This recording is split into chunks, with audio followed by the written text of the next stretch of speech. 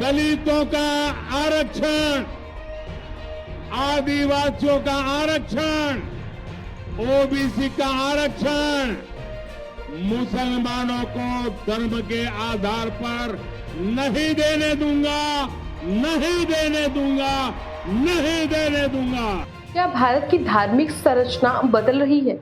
क्या अल्पसंख्यक समुदाय का बढ़ना और बहुसंख्यक समुदाय का घटना भारत में समाज के बदलते स्वरूप का संकेत है? ये कुछ ऐसे सवाल हैं जो भारत की धार्मिक संरचना में हालिया बदलावों के बारे में उठ रहे हैं। आज की इस वीडियो में हम 1950 से अब तक के भारत में धार्मिक जनसंख्या में हुए बदलावों पर चर्चा करेंगे। तो बने रहिए हमारे साथ। नमस्कार, स्वागत है आपका एयर न्यूज। हाल ही में जारी हुई PMAAC की रिपोर्ट में पाया गया है कि 1950 से लेकर अब तक के बीच भारत में हिंदू आबादी की हिस्सेदारी में 7.82% की गिरावट आई है। इसी अवधि में मुस्लिम, ईसाई और सिख आबादी की हिस्सेदारी में वृद्धि हुई। रिपोर्ट के अनुसार भारत में हिंदू आबादी की हिस्सेदारी 1950 में से 87.62% से घटकर 2024 में 79.80% हो गई है। इसी अवधि में मुस्लिम आबादी की हिस्सेदारी 9.84% से बढ़कर 14.9% हो गई है।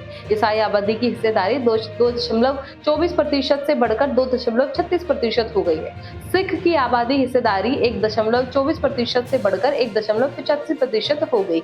आपको बता दें कि भारत में धार्मिक संरचना में बदलाव एक जटिल मुद्दा है, जिसमें कई कारक शामिल हैं, जैसे जन्म दर में गिरावट, जनसंख्या का पलायन, अंतर्राष्ट्रीय आप्रवासन, धर्मांतरण। और ऐसे में भारत में धार्मिक संरचना में बदलावों का देश के सामाजिक और रणनीतिक ताने बाने पर महत्वपूर्ण प्रभाव पड़ा है।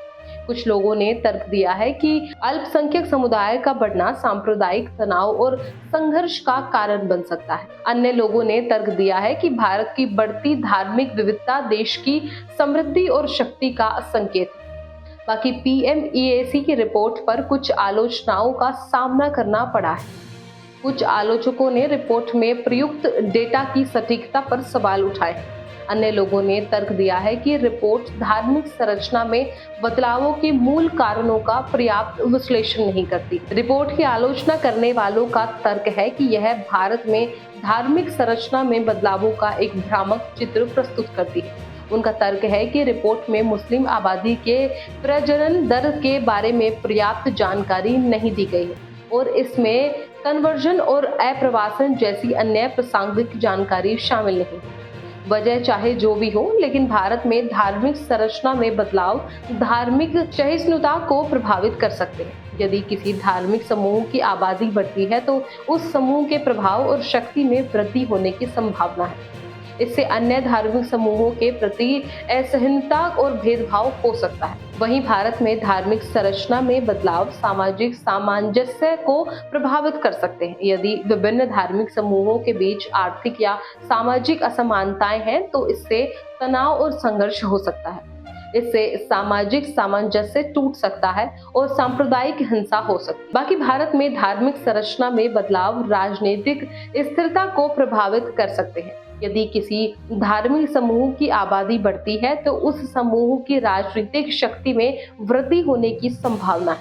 इससे राजनीतिक अस्थिरता और यहाँ तक कि हिंसा भी हो सकती है, क्योंकि विभिन्न धार्मिक समूह सत्ता के लिए प्रतिस्पर्धा करते हैं। इसी तरह का उदाहरण भारत में धार्मिक संरचना में पिछले बदलावों ने सामाजिक तनाव, सांप्रदायिक हिंसा और राजनीतिक अस्थिरता का कारण बना है।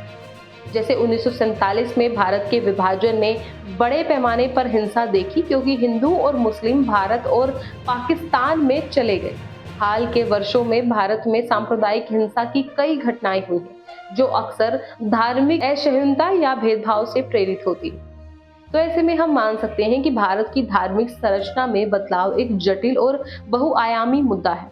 इस मुद्दे को समझने के लिए कई कारकों पर विचार करना महत्वपूर्ण है, जिनमें जन्म दर, मृत्यु दर, जनसंख्या का पलायन, अंतर्राष्ट्रीय अप्रवासन और धर्मांतरण शामिल है। PMAAC रिपोर्ट ने भारत में धार्मिक संरचना में बदलावों पर कुछ महत्वपूर्ण अंतर्दृष्टि प्रदान की है। हालांकि रिपोर्ट पर कुछ आलोचनाओं का सामना करना पड़ा है। और धार्मिक संरचना में बदलावों के मूल कारणों का पर्याप्त विश्लेषण प्रस्तुत नहीं करती है। फिलहाल इस रिपोर्ट में बस इतना ही। इस मुद्दे से जुड़े कोई भी सवाल या अपने विचार आप हमें हमारे कमेंट में लिख सकते हैं।